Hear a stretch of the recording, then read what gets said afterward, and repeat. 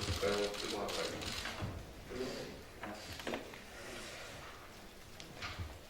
좋아요는 얼굴을 보여야 되는 거죠? 네, 반갑습니다. 시간이 되셨죠? 네, 존경하는 국민 여러분, 더불어민주당 대선 후보 이재명입니다. 국민 한 분 한 분의 희생과 협력 덕분에 백신 접종률 40%를 넘겼고 지난달부터는 단계적 일상 회복을 시작했습니다. 하지만 최근 한 달 사이에 코로나 확진자가 4배 가까이 증가하고 오미크론 변이가 출현하는 등 또다시 위기를 맞고 있습니다. 이번 주부터 시작되는 거리두기 강화 등 정부의 총력 대응에도 불구하고 방역을 한층 더 강화할 수밖에 없는 상황입니다.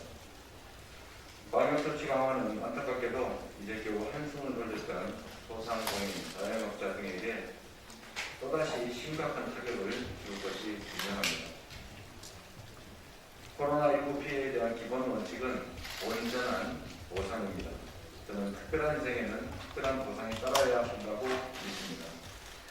이 간명한 원칙이 작동하지 않고 개인에게 희생을 강요한다면 누구도 국가 정책에 협력하지 않을 것입니다. 모두를 위한 희생에 마땅한 보상이 주어지는 게 상식으로 자리 잡아야 공동체를 위한 헌신이 가능하게 됩니다. 공동체의 안전을 위해서 손해를 감수했던 분들에게 완전한 그리고 온전한 보상을 해드림으로써 새롭게 시작할 수 있는 기회를 만들어 드려야 합니다. 국가의 행정 제출로 인한 국민의 희생을 국가가 책임지는 것은 너무나 당연합니다. 정부의 집합금지, 영업 제한 조치로 고통을 겪고 벼랑 끝에 내몰린 소상공인과 자영업자들에게 전폭적인 지원이 필요합니다. 현행 손실보상법 개정을 통해서 선별 지원에 따른 사각지대도 해소해야 합니다. 규칙을 지켜서 손해보지 않고 규칙을 어겨서 이익 볼 수 없다 이런 믿음이 확고해야 공동체가 굳건해집니다. 코로나 피해에 대한 온전한 보상과 함께 방역, 민생, 국가 책임제를 시행하겠습니다. 코로나19 방역, 민생, 국가 책임제는 감염병 대응 과정에서 방역 조치로 인해서 불가피하게 입는 피해를 국가가 온전하게 보상하겠다는 것입니다. 백신 부작용, 청소년 방역 패스 같은 백신 접종 과정에서 국민이 느끼는 불안한 부분도 국가가 적극적으로 책임지겠다는 것입니다. 지금 보상과 치료비 부담에 대해서 인과관계를 따지고 있는데 인과관계가 없다는 것을 국가가 증명하지 않는 한 완전하게 국가가 책임지도록 하는 것도 하나의 방안이 되겠습니다. 그리고 선거가 끝난 후에 다음 정부에 가겠다는 말씀이 아니라 전 정부 차원에서라도 할 수 있는 조치를 할 수 있도록 지금 단계에서도 최선을 다하도록 하겠습니다. 다음으로 코로나19 대응 100조 원 제안에 동의합니다. 윤석열 후보는 집권하면 손실보상 50조 원 지원하겠다고 밝혔고 김종인 총괄선대위원장은 국채를 발행해서라도 100조 원 투입하겠다 이렇게 주장했습니다. 저는 이 100조 원 제안으로 동의하면서 지금 당장 논의를 시작하자고 이미 밝혔습니다.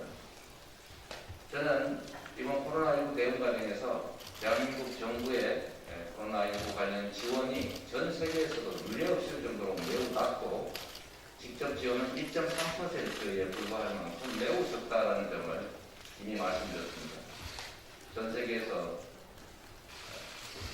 가계 직접 지원이 가장 적고 그래서 가계 부채 비율은 가장 높고 국가 부채 비율은 가장 낮은 이런 비용적인 구조화에서 이번 코로나19 대응 관련 지원도 전 세계에서 가장 낮았다는 것은 정말로 심각한 문제가 있는 것입니다.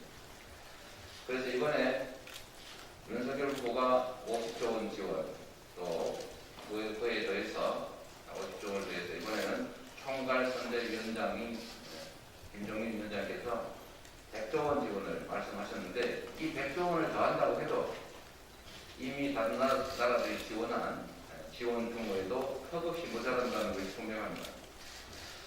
다행히 김종인 총괄선대위원장께서 100조 원 지원을 한다고 말씀하셨기 때문에 지금 즉시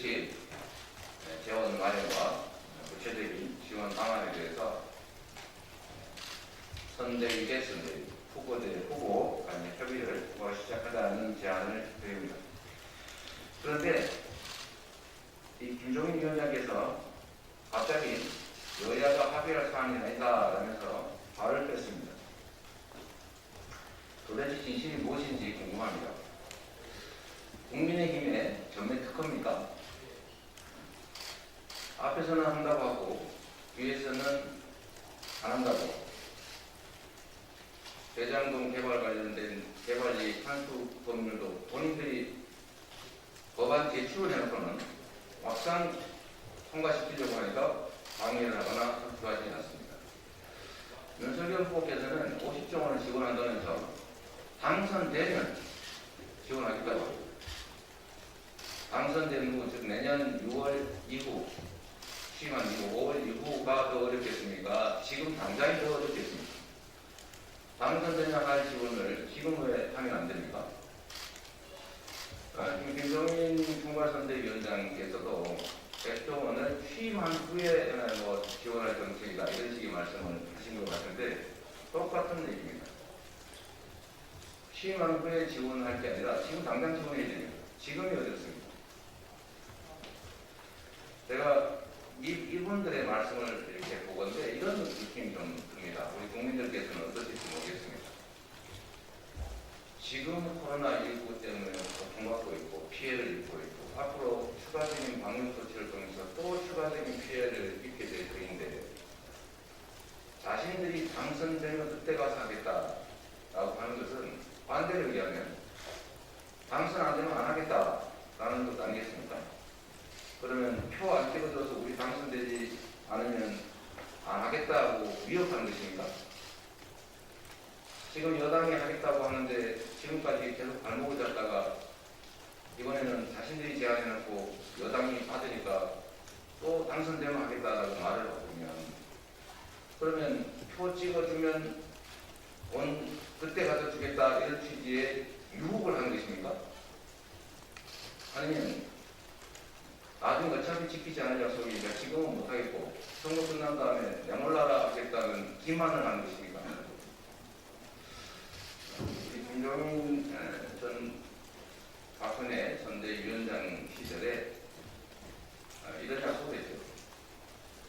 65세 이상 노민에게 20만 원씩 예외 없이 기본 기초연금 지급하겠다. 결과 어땠습니까? 선별로 소수만 지급하지 않았습니까? 결국 국민을 기망한 거죠. 표를 기만을 통해서 뺏은 것입니다. 저는 우리 존경하는 김종인 총괄선대위원장께서 국민을 속이려고 이런다고 생각하지 않습니다. 선의를 가지고 하신다고 봅니다.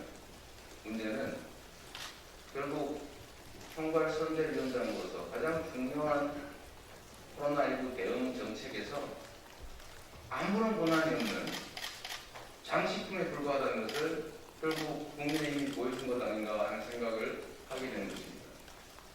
총괄선대위원장께서 어떤 정책을 말씀하셨는데 사연이 있었겠죠. 그동안에 이걸 뒤집어야 하는 이런 상황은 결국은 선거에 김종인 총괄선대위원장을 활용하고 김종인 총괄선대위원장의 정책적 신념은 채택하지 않겠다, 버리겠다 그런 취지가 아닌가 그런 생각이 듭니다. 그래서 말씀드립니다. 윤 후보께서는 김종인 위원장 뒤에 숨지 말고 김 위원장의 당선 조건부 손실 보상에 대해서 어떻게 생각하시는지 당당하게 입장을 밝히셔야 합니다. 저랑 그때 몰려있는 소상공인 그리고 자영업자들의 절박함에 공감하신다면 당장 12월에 임시국회를 열어서 실질적인 논의를 시작할 것을 촉구합니다. 국민의 말이 아니라 행동을 요구합니다. 미래의 약속이 아니라 오늘 할 수 있는 일은 오늘 해야 합니다. 정치가 불신받는 이유가 뭐겠습니까? 수없이 많은 약속들을 하고 시간이 지나면 지키지를 않습니다. 이번 선거는 그래서는 안 됩니다. 약속을 하면 반드시 지킨다는 것을 보여주십시오. 그리고 지금 당장 할 수 있는 일을 미래에 내가 당선되면 하겠다라고 미루지 마십시오. 그건 결국 국민을 기만하는 것이라는 오해를 받을 수밖에 없다는 점을 말씀드립니다. 우리 윤석열 후보님의 책임 있는 답변을 기대합니다. 고맙습니다.